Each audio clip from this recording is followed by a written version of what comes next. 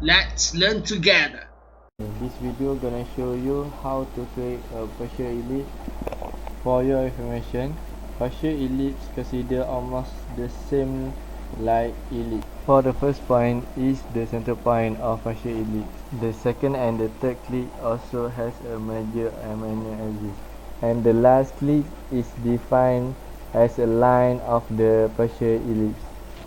As you can see, this is an example of partial ellipse.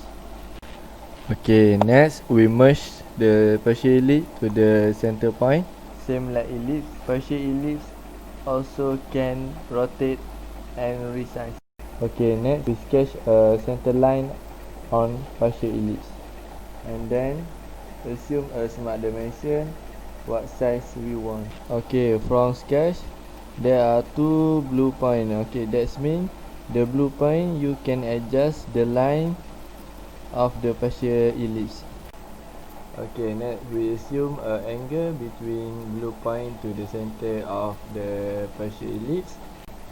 Okay, we assume the angle of the partial is 30, so that the angle of the partial will not change when we adjust the location of that angle. Okay, that's all